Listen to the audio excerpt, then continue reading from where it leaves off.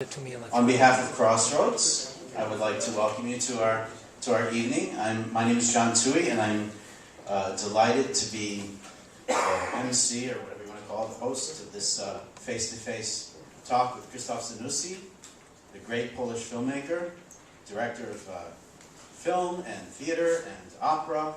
And tonight we'll be taking a look back at Mr. Zanussi's career and having a talk with him.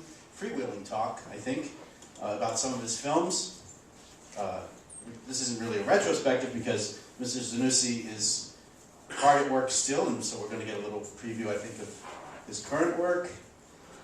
He's still writing and directing for the stage and screen. I was trying to count the number of films and television works and documentaries he made. I lost count at about 50. I don't know really. So this is a man who really enjoys working hard and constantly. And before embarking on his career, Mr. Zanussi studied physics and philosophy at the university. Maybe we'll learn a little bit tonight about why he made a leap to cinema. I don't know. We'll look at his films, and I think you'll see, looking at his films, that there's a clear link, though, between his earlier interests. Certainly in his films there's present the desire to understand the human person and the development of the human subject in interaction with reality. And that's really in contrast to a lot of media today, where we see this kind of general trend in our culture that reality is something really against us, or negative, or even completely meaningless, and that, like in a lot of Hollywood films, you see that the hero is somebody who really, he or she puts their stamp on reality, you know, and because reality needs some meaning that's given to them by us. And I think in some of the clips you'll see tonight, there's a completely different approach to reality in Mr. Zanussi's films. Really, what I find most fascinating is the ever-present questions that are in his films about what the meaning of reality is. You know, is reality positive? Can we really stand in front of reality with wonder, even when there's death present?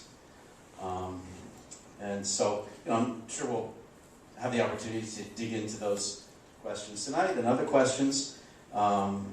His latest film, which I said we'll see, is The Foreign Body. And among his other films are Illumination, Life as a Sexually Transmitted Disease, Imperative. We'll see some of these clips from some of these films tonight. You might have heard of his film, The Year of the Quiet Sun. The great film critic Roger Ebert, who died, unfortunately, last year or the year before, named that film, for him, it was one of the greatest films ever made. And he has a wonderful book, The Great Films, and he has a fantastic essay about The Year of the Quiet Sun in that book. I highly recommend you take a look at that. Let's see. So, just among his... Mr. Zanussi's won an incredible number of awards for his films. The Golden Line from Venice, the Silver Line. There's no time to really go into it. We have the man here, so I'm not going to go through his entire biography here. But he's a member of the Pontifical Academy of Culture, the Vatican, the European Film Academy, the Polish Academy of Science, among many others. He's published books, and so rather than going into all that, we'll probably touch on these things. So we're going to start with this discussion with you, Mr. Zanussi. He's inviting you in the audience to really chime in whenever you'd like. If you have questions, comments, whatever. So let's. You're really the man of the hour, and we're going to let you take control of things now. Take us on this trip that you'd like us to take tonight. Thank you very much. It was such a flattering introduction that I was thinking, who you are talking about? It seems it was me. Well, I'm not going to explain to you why did I become, as a physicist, why have I fallen so low to become a filmmaker. I'm always a little bit embarrassed about it. But it was a love story, as it always is. I'm still in love with physics, but physics was never in love with me. After a couple of years, I understood that this is a hopeless affair. And I was looking for something else in my life that could give me a chance to get into terms with life, but it's not easy and I don't take it for granted. And I got to the narrative art, to narration. Believing, now I see it much clearly than I did when I was making my choice. But narrative art is a vehicle to me of the whole development of humanity, because through narration we learn the experience of the others, and we accumulate experience of previous generations. So our wisdom may grow. We don't need to commit the same mistakes, and we don't need to repeat the same questions, because some of them are answered by our ancestors. And that's what makes people read books, watch stage plays, and watch cinema and television. I think these stories that we learn from the others make us richer and make us more social, because we can imagine somehow another person's point of view. What is unnatural? We naturally have only our own point of view, and we think it is exclusive. We think this is the only point of view which is right. Through narrative art, we learn that there are some other points of view, sometimes colliding with our point of view, and we realize that there are other universes that other people have in their heart, and they don't coincide necessarily with my universe. Well, it is a good subject matter for an academic lecture, but I don't want to bother you with that. I would be just happy to tell you that I discovered that I like very much to listen to the stories, and then if I like some stories, I like to tell them to the others. And I think this is something that was the drive of my life, storytelling. In fact, there was a totally unexpected benefit of this choice, when as a student in Łódź Academy, we would pronounce it Lodz, this film academy that produced a couple of well-known directors like Mr. Polanski, Mr. Wajda, Kieślowski, myself. In this film school, in the early 60s, when I was admitted, we were all, as we know now, approached by our secret police agents, and they were trying to convince us that we have to collaborate. It was very hard to say no, because saying no meant you don't want to be a loyal citizen. Loyal citizen is somebody who collaborates with the police. And I knew it is a trap. And some wise people, once I was approached for the first time, told me, try to discourage them. Don't oppose them, because they're stronger. And for the next meeting, they told me, you must be secret about the meetings with the secret police agent. And I said, oh, no way. I'm a person that is bound to tell stories. And meeting you is so interesting that I will try not to talk about it, but nothing can stop me. And in fact, I kept telling it, and then other colleagues said, oh, well, I have been already interrogated 3 times. Only few of them didn't say a word, and they became real collaborators of the secret police. So storytelling may have good and bad side. Anyway, for storytelling, we know one thing for sure, that story is interesting when there is a twist, when there is some sudden change of perspective, and there must be conflict. If there is no conflict, there is no story.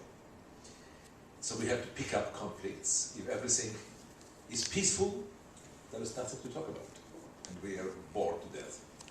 And I'm very tempted to show you at the beginning, it is a film which I shot like 10 years ago, commissioned by BBC. And I was commissioned, it would be only 4 minutes long, don't panic. Some other fragments will be longer. But this entire film is very short.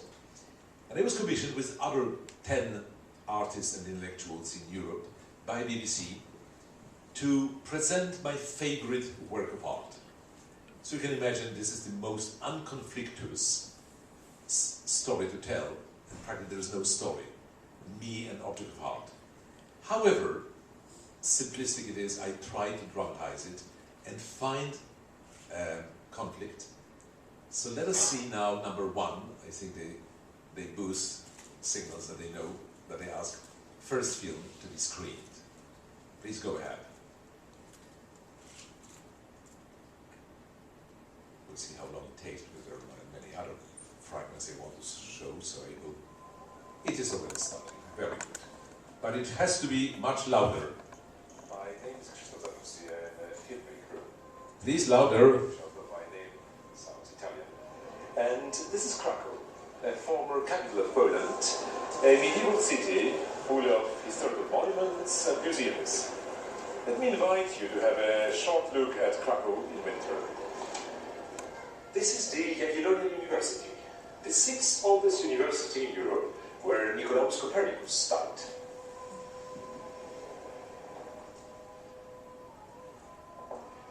This is the royal castle and the cathedral.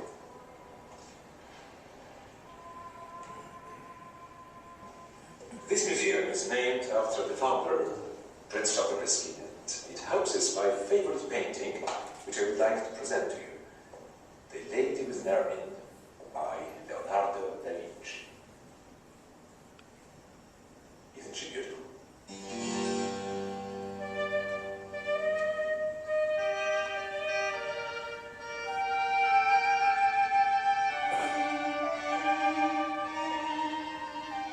I'm sorry to say that very many people don't even know that this painting exists.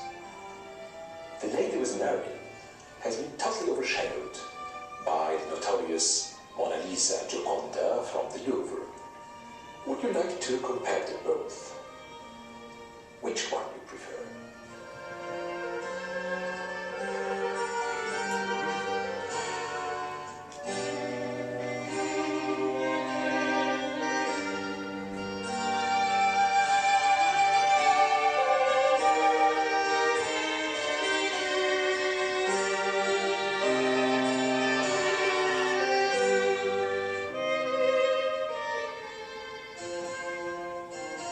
Well, I agree. Mona Lisa has a beautiful landscape behind her, and my favorite, Lady with an Ermine, sits against the black background only, but this can be easily improved. In exchange for the non-existent landscape in the background, the lady in Krakow keeps in her arms a strange little animal. Let specialists dispute whether it is really an ermine in its winter coat, or just a weasel considered a symbol of debauchery.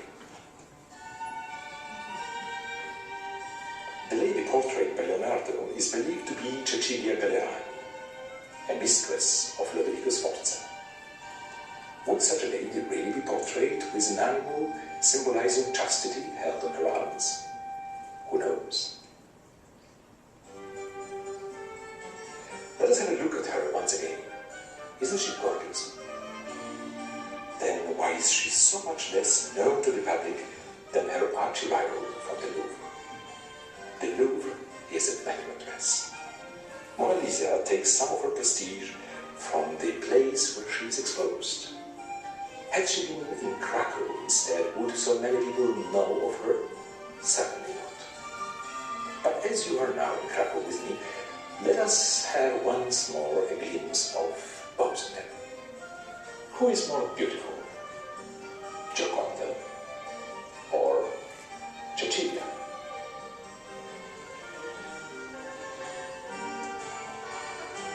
I have no doubts. What about you?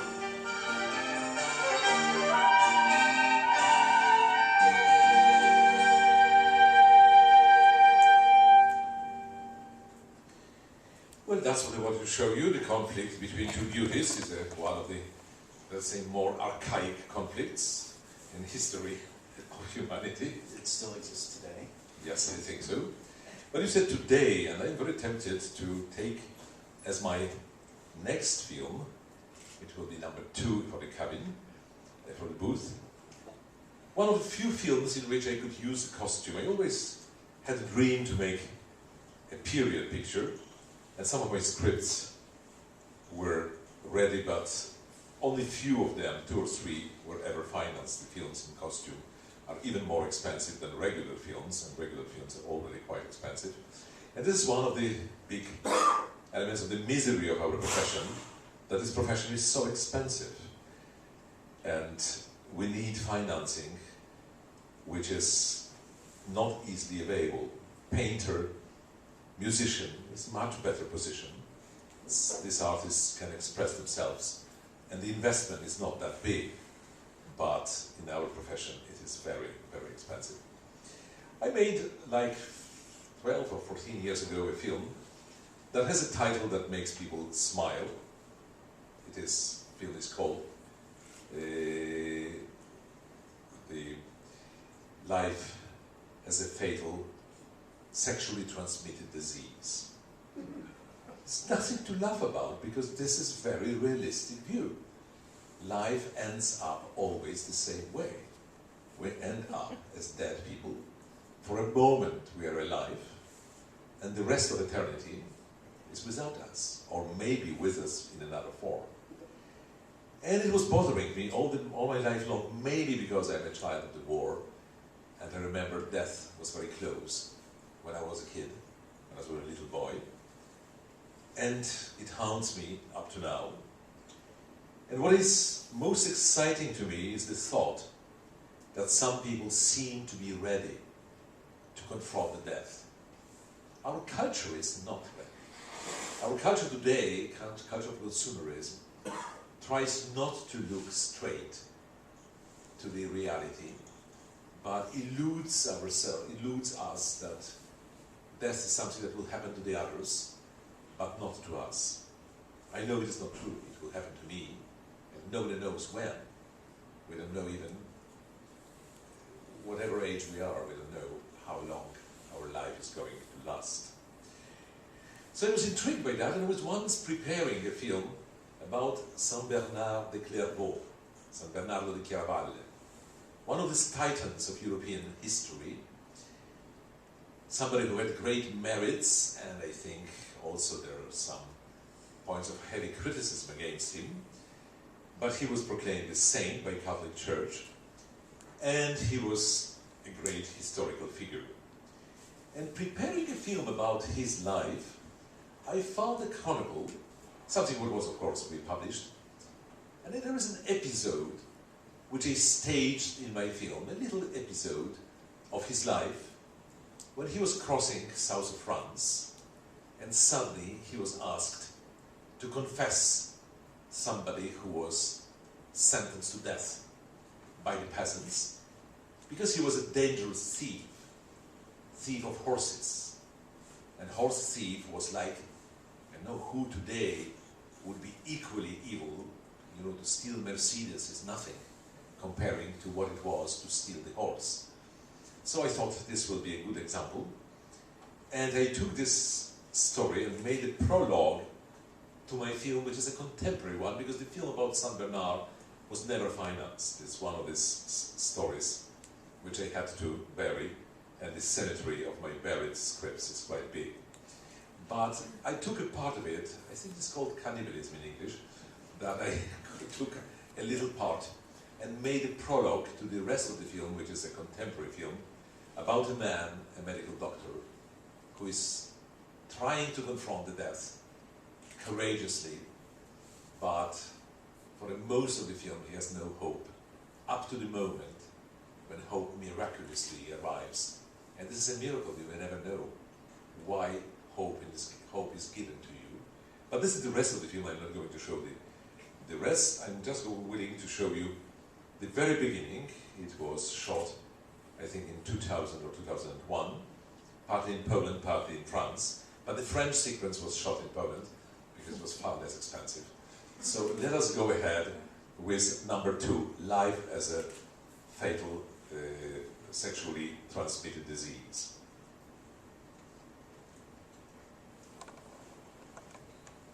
This is like 10 minutes. I think again we need it louder.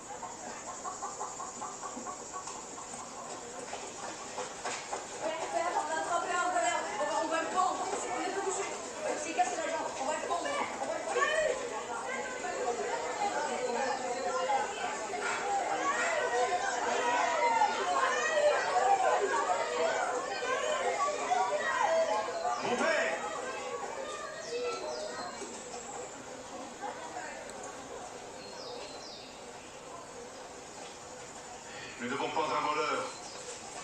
Veuillez confesser pour que son âme n'aille pas en enfer. Et pour quel forfait allez-vous le pendre? Un voleur de chevaux. Il a réussi à nous échapper une fois, mais cette fois-ci, il n'y est pas arrivé. Libérez-lui les mains, qu'il puisse au moins faire son signe de croix.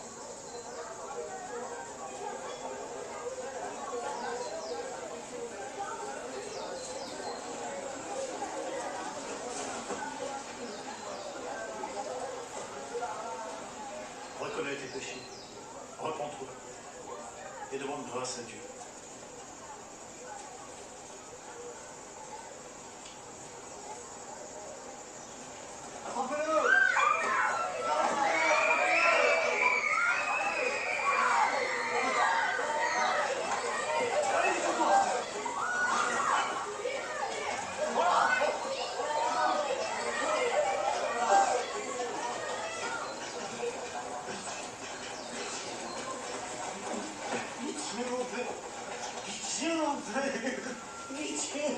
Je n'ai pas en mesure de subir sa pénitence.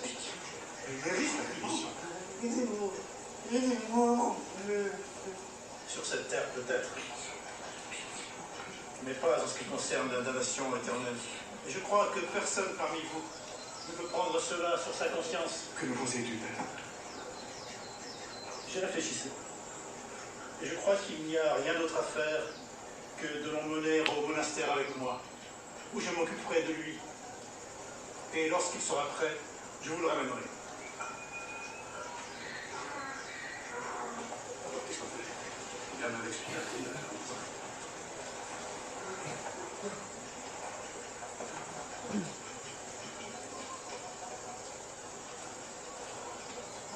Tous acceptent ta sagesse, Père. Mais ils craignent de voir toi s'enfuir. Je ne craindrai pas cela.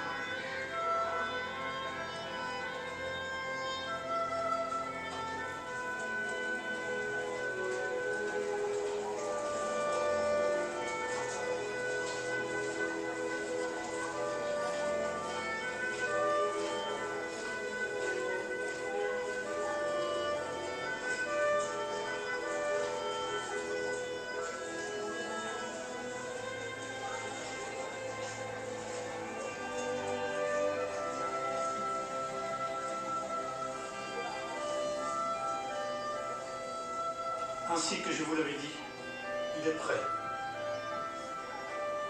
Vous pouvez maintenant lui retirer sa vie.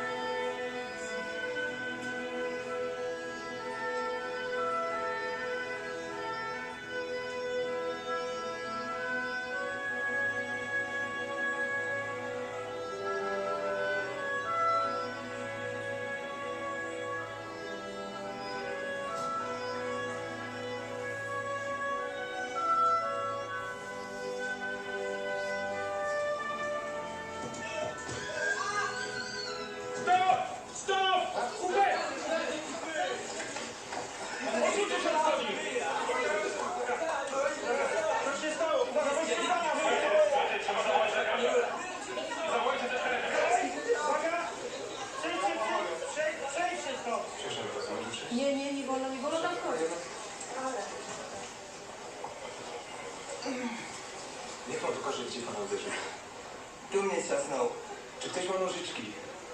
Albo nóż. Trzeba uściąć nogawkę. Niech pan zaczeka chwilę.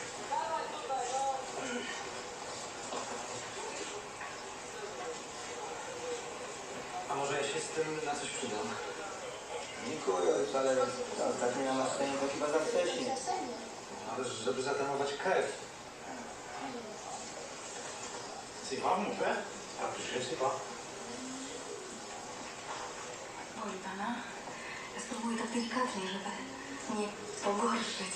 Tylko jakby pan jechał do szpitala, to proszę zostawić kostium. Proszę Państwa, odejdźcie stąd, przesuńcie się, nie stójcie tutaj. Co ty nie? Przecież to jest naturalny opatrunek. To ja powiedziałem, żeby rozciąć. Niepotrzebnie się pan wtrąca. Pytał pana ktoś? Ale ja jestem studentem medycyny. To jeszcze gorzej. Najpierw trzeba myśleć, a potem działać. A nie na odwrót. Nie, no rzeczywiście to nie bardzo krwawi. Bo nie dozetnie. Potem zdejmiemy spodnie, żeby krew nie przyschła.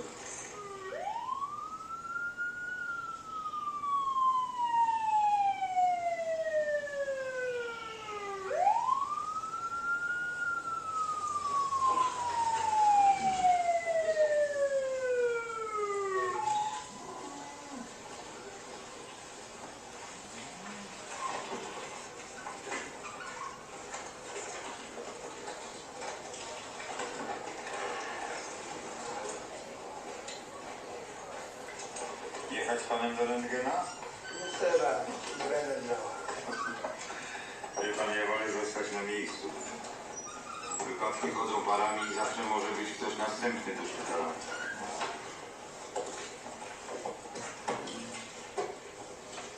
W porządku? No to niech pan się trzyma.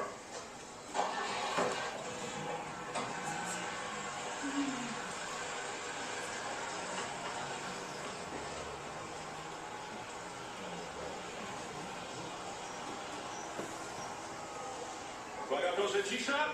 Cisza, nie gadajcie już! Silence! Moteur, Bernard Abelard, 6-1, deuxième. action!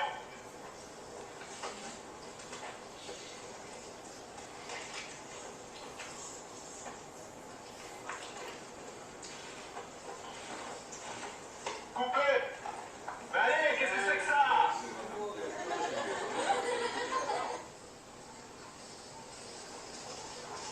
A swoją drogą, ciekawe jak oni wybrnęli z tego scenariuszu, bo w kronice o świętym Bernardzie nie jest powiedziane. Czy oni tego złodzieja w końcu powiesili? Wie pan... Wie ksiądz, mnie to w gruncie rzeczy bardzo mało ciekawi, bo to było 1000 lat temu, tak, on by i tak dzisiaj nie żył. Ale czy kronika coś mówi o tym, jak Bernard przygotował go do tego, że on spokojnie przyjechał dać się powiesić? O ile pamiętam, w kronice nic nie ma. No to najważniejszego nie ma. Tego to się można domyśleć. On go po prostu nawrócił. No, co to znaczy? To ja już musiałbym dłużej tłumaczyć. No, proszę. Ja się nie śpieszę. Pan mówi serio. Tak. Niech ojciec mi odpowie. Czy ja mógłbym zaprosić pana do naszego klasztoru? W każdej chwili. Wystarczy zadzwonić. Jakbym gdzieś wyjechał, to jest komórka. To się... Pogada ksiądz przez komórkę? Tak to pan taki głupstw opowiada. Ja w każdym razie proszę, zapraszam. Proszę przyjechać, pogadać. Służę całym czasem gościną. Trzymam księdza za słowo, przyjadę na pewno. A swoją drogą, ksiądz nie wie, jak oni rozstrzygnęli to pytanie w tym swoim scenariuszu. Nie, ja nie miałem tych scen dalszych w rękach. Oni to kręcą we Francji. Ja tutaj jestem tylko do konsultacji. Jakby chodziło o to, jak Bernard ma spowiadać i tak dalej. Ja widzę, że oni już skończyli z Bernardem. To mogę jechać. Dziękuję bardzo. Well, thank you very much for the screening. That was the beginning of life as a fatal sexually transmitted disease. And the question what the conversion is something that haunts me, because it is one of the basic questions. Dostoevsky put it so nicely that there is only one relevant question in our world. It is the question if does God exist or not? And conversion is a proof that God does exist if conversion is possible. But what does it mean? Of course, no answer can be given. But some hints, sometimes an artist may try to transmit, and they was trying to do it in this film. And they were tempted to show you something different now. I hope you will have patience to watch it. It is a film I shot in, I remember, 82 or 83. It got Silver Lion in Venice. It's called Imperative. This will be number 4 in our list. This was shot in English, and however, action takes place in Germany and France. It's about a small university, and the leading character is played by British actor Robert Powell, the same who played Jesus in Jesus of Nazareth of Zerilli. I think this film today, well, it's already slightly dated, but I would like to dedicate it to all the generation which is brought up on computers. Because computer has a very particular function that takes us away from reality. In computer, you may always reset everything and play it again. You have a chance to delete whatever you want. And one of the secrets of our world is the fact that so many things are irreversible. Like things happens and you cannot cancel it, you cannot reset. It happened. And that's what intrigues me very much, is this notion, what is irreversible in the world, and that all our actions happen once and will happen never again, and we will have to face consequences. We cannot cancel any action that is already behind us. There is no way to reverse the turn of time. And for that reason I shot this film. Maybe I should have written it as a stage play. Sometimes I write stage plays. And this is very theatrical. It is all is put in words, at least in the first big scene. But as this was shot in English with another very distinguished French actress, Brigitte Fossey, her mother was American, so she is, I think, quite fluent in English, and I think she has very little accent. And this couple is involved in this first scene. I must say, this is one of the characters I constructed or invented. All the characters are invented, but they are copied from life. And I think it's one of the characters whom I like more among my films, because he's eccentric. I'm not very eccentric for a filmmaker. I wear a tie, and I try to look as banal as possible. I don't try to attract any attention by my look. But I like people who do it. I admire them. I have no courage, probably. And I thought I invented a character who is genuine, has a genuine tendency to be philosopher in this Socratean sense. And I think we're missing this nowadays. Not that many people have courage to ask all these elementary questions about sense of life, about what is truth, what is not truth. And this is in this film. This film will be about conversion, but I'm not going that far. And I invented, for the sake of this film, that my agnostic leading character, mathematician, British mathematician working on a tiny German university, that he will be fascinated by orthodoxy, this current of Christianity, which is more open or more outspoken about mystery and about what is sacred. In Western civilization, the notion of what is sacred is less evident today.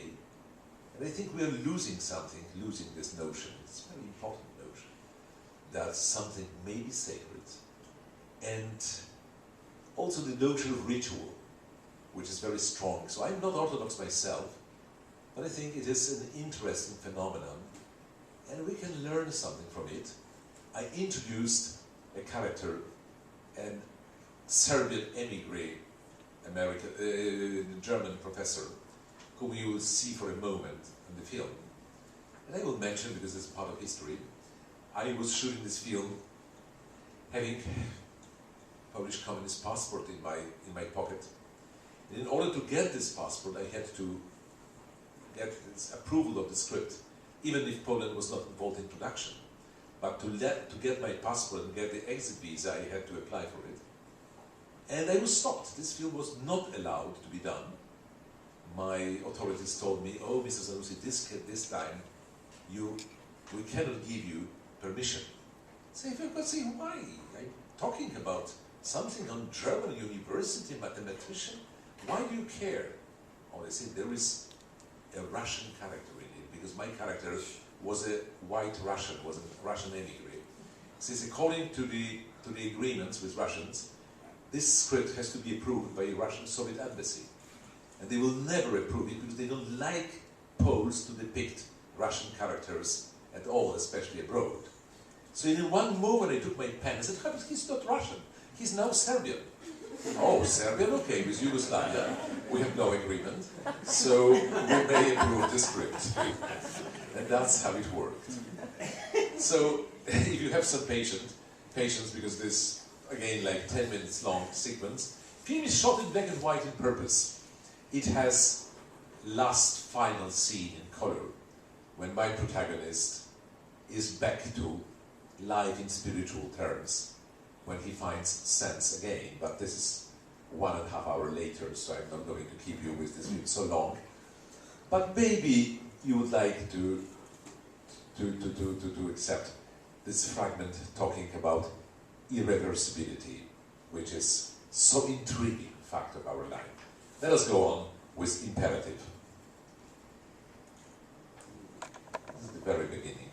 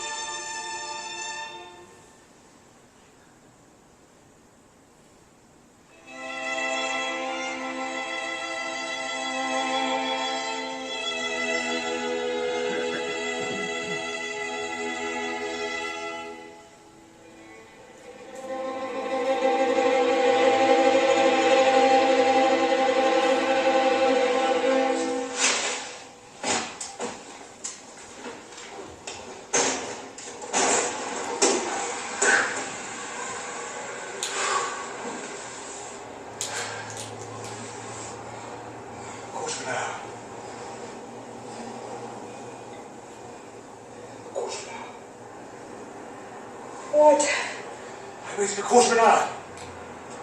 17 minutes to be precise. What for? For it to fall. There's a warm breeze.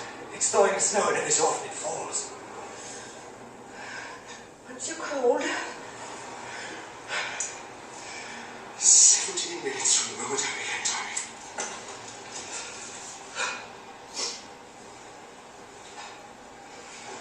Not that that makes any difference. To the roof, the snow, what's worse? Shut the window, you'll freeze. Is something the matter? Couldn't sleep. Something in the air, change in the weather, perhaps. Take something.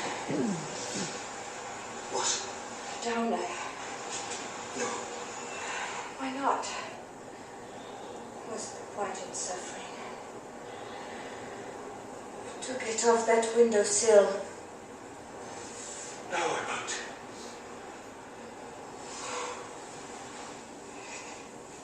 You will. I might jump out instead. You won't. Why should you? No reason. Why did the snow fall? No reason for that either. Were you drinking last night? Yvonne, why did you say that?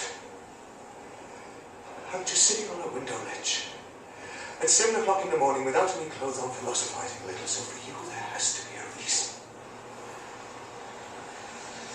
No. No, I was not drinking last night. No, there is no reason. Just as there is no reason why I should climb out of the window. That is not to say that I shan't.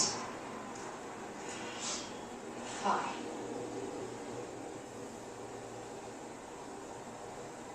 You won't do anything stupid. Because you're not inclined to do anything stupid. And to go walking around in the snow, stark naked at 7 in the morning, is stupid. Especially for a lecturer in mathematics with a promising future. That was petty. Stupid provocation. You seem to think that everything I do is designed deliberately to annoy you. You always have to find a motivation, don't you? Can't step out of your charmed circle of cause and effect. Your dog salivates at the sight of food and your little mice run around their maze in search of cheese. You're blind. Stupefied by science. Somebody has to be a realist. If only to cook breakfast for a visionary who sits freezing his kidneys on the window ledge. And that someone has to be a woman. Since women are the mainstay of the species, and they don't get carried away by extremes. That's right. I keep explaining to you. Women have been mystics, saints, courtesans. You don't all have to be so limited by your sex. Then find yourself another one.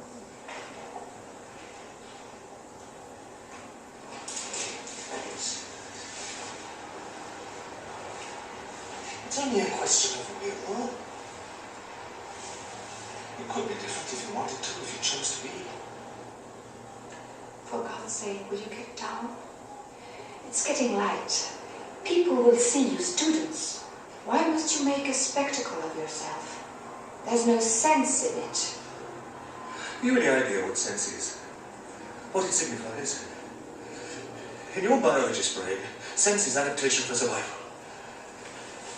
What I do makes no sense. It serves no useful purpose. And that is precisely why I'm doing it!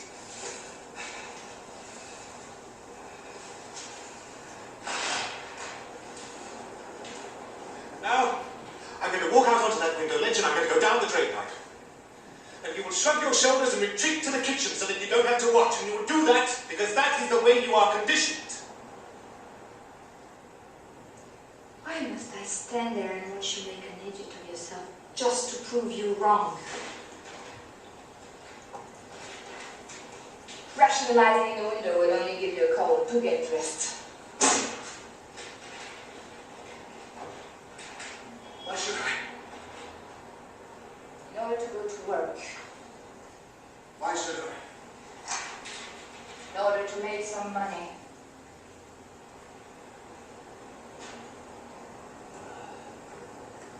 I don't have to. I don't have to do anything.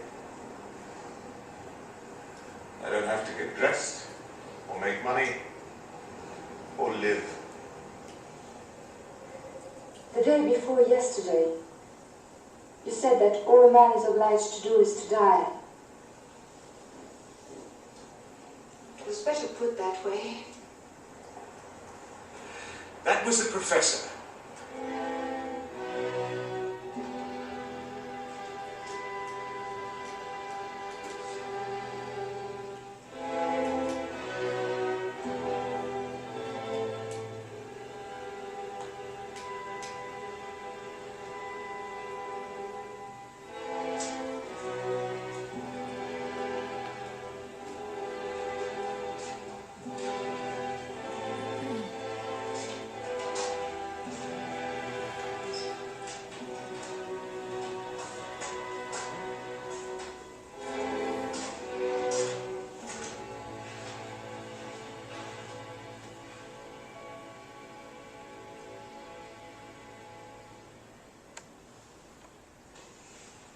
You memorize things like a parrot. Do you ever stop to think what they mean? Did you find your philosophy so original? It may not be original, but it exists. I think, therefore I experience something that is beyond your comprehension. Even though you can put a word to everything and argue with all the Latinisms in your bloody zoology. I know you can talk abstractions by the hour. You only experience what you can touch, taste, or smell. No thought ever affects you as an experience. Thought or not, you don't experience anything. You're improving. The contradiction is about as far as you'll get. Shall I climb out with you? Please come on.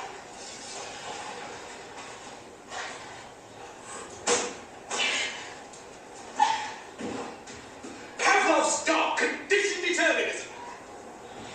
You are not normal.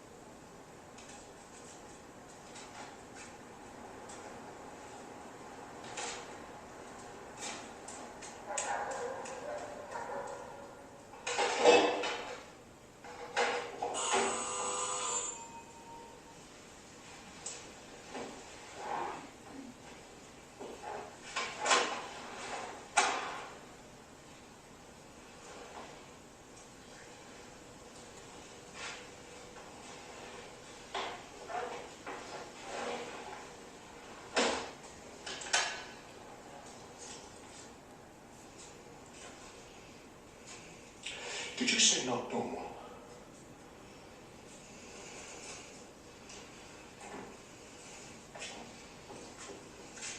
Yes.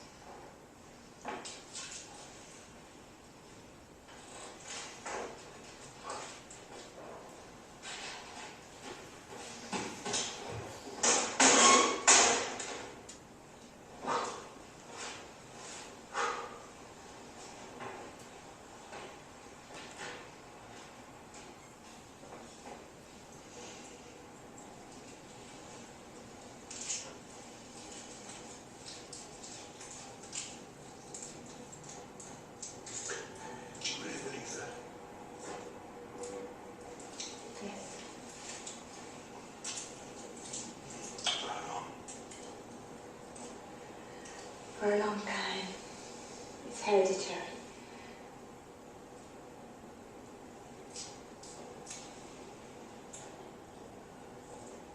And you weren't afraid of having a child, man.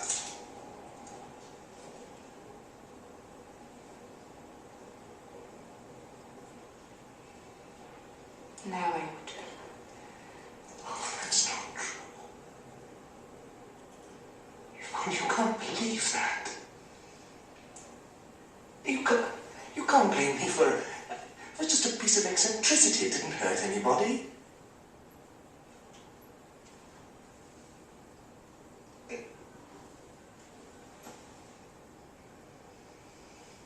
It's not abnormal to try and find one's freedom.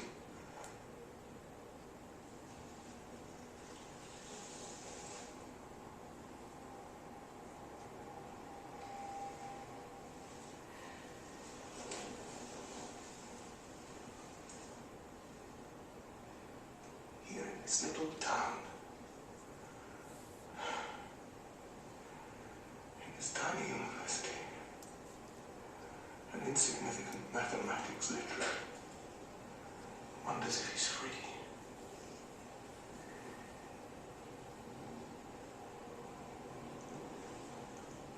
I just wanted to know what it felt like.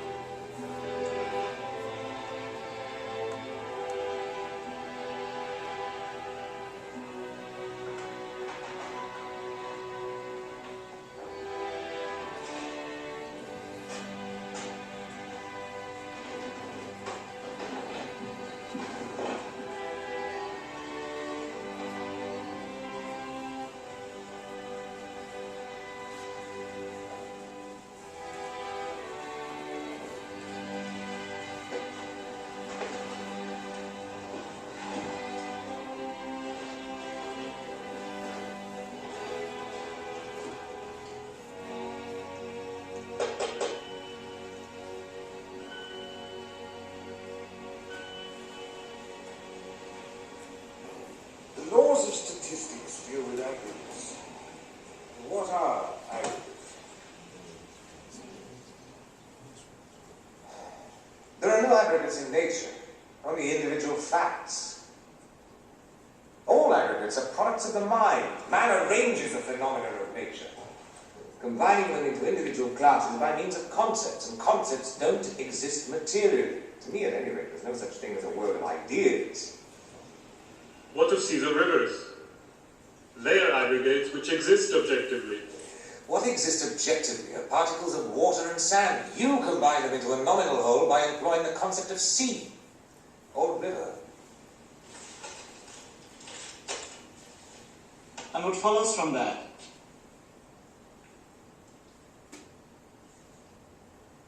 Nothing.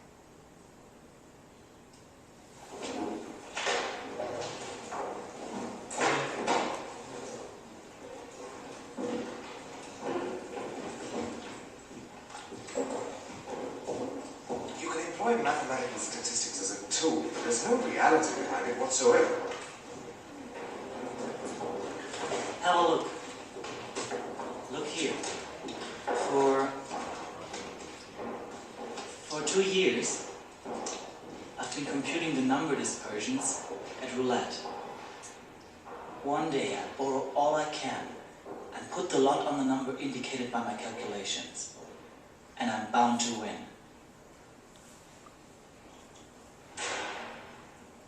Are you alright?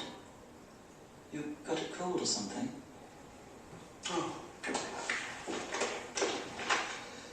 Tempting fate. Fate doesn't exist. God. Do you believe God exists? He's a product of the mind if ever there was one. I don't know. Maybe. Maybe not. What does the answer depend on? Toss a coin. To prove God's existence, you mean? Yes. You put it that way.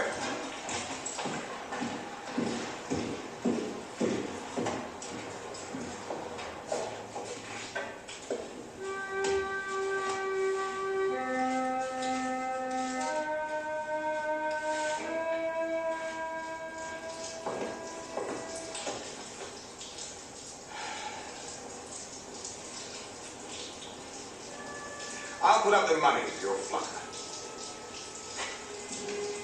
Oh, well, no. Alone is more concrete than our preceding topic.